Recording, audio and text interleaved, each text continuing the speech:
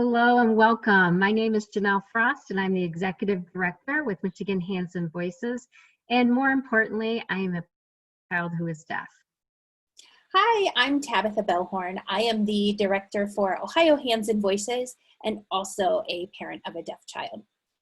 And we are here today to support you as a parent of a young child during the COVID-19 pandemic. We first want to share some key findings on the advantages of early language from research from the National Science Foundation. First, your child is most ready to learn language in the first couple years of life. It's what professionals refer to as the language window of opportunity. Second, we know that children who receive early intervention are proven to have better language outcomes. We also know that the more your family is involved with your child's language, the better outcomes will be. And lastly, we know that having your child or any child learn multiple language is an advantage in life in general. So what can you do at home to support language development? First, you just want to make sure that you're bonding with your baby, and you're going to do this through touch, through eye contact, and facial expressions.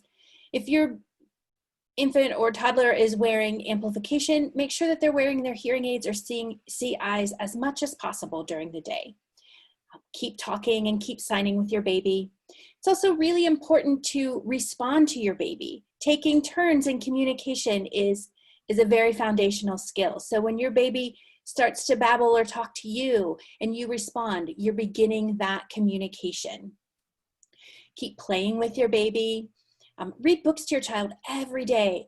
You can't read too often. Like I said, keep singing, listen to music, but most of all, have fun and enjoy your baby and enjoy your toddler. So what should you expect in early intervention? Well, soon after your child is diagnosed, early childhood interventionists from your county or district will work with you and your family to develop an individual family service plan, often referred to an IFSP. You will set up a plan for days and times for services and for what specific type of service you will have. Now, during the specific COVID pandemic, most or maybe all of those services will be done online or via a phone conversation. Now, early interventions provide coaching and strategies for you and your family to use with your child. It involves active engagement and usually involves homework for you to do between sessions. Now, remember, you are your child's first teacher. Now, some families may choose to seek private services if available and able to do with the addition of the state-provided early intervention services. The more support early on is a predictor of better overall outcomes.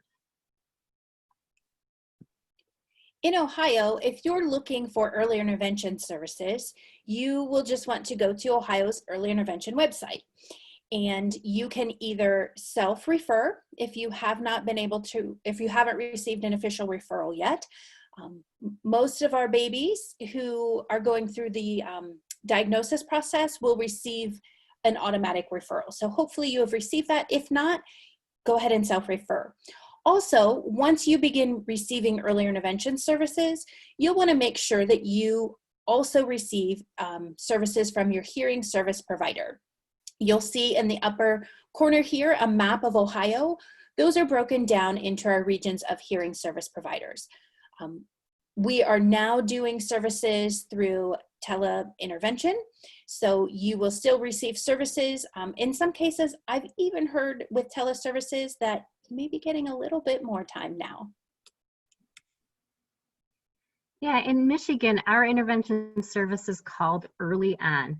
And all you need to do to receive those services or to possibly get that IFSP done is to call 1-800-EARLY-ON, or you can contact them online and you can just Google Early On Michigan. But another great option for parents in Michigan is the Michigan Guide by Your Side program from Hands and Voices. And this program gives families the opportunity to meet with a parent of a deaf or hard of hearing child. And this Trained Parent Guide offers many different things. They can offer information about language and communication options, help in knowing which local, state, and national resources can be helpful, and connections to adults who grow up deaf or hard of hearing.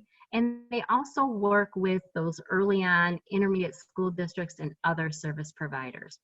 I do know that Ohio is working on getting a Guide by Your Side program, so be on the lookout for that.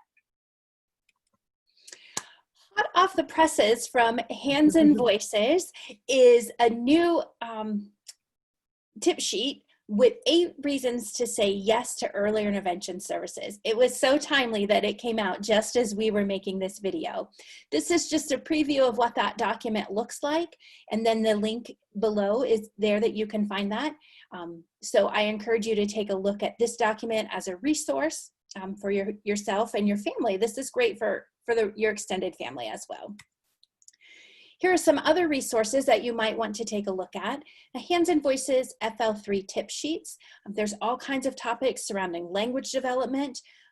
NCHAM, who is the National Center for Hearing Assessment and Management, has a document called Communicate with Your Child, all kinds of tips for you to implement at home, as well as AG Bell has tips to implement listening and spoken language at home, and the VL2 project also provides language development for sign language users. So these are great resources for you and your family.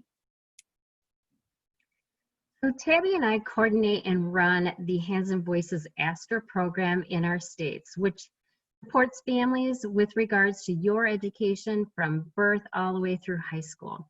And feel free to jump on any of our monthly open question and answer sessions, or you can join us for one of our Lunch and Learn webinars to get specific information on specific topics.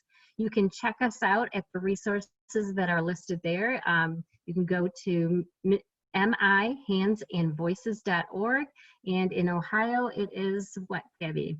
In Ohio, you can find us at ohiohandsandvoices.org. All right, thank you, and we hope to see you soon.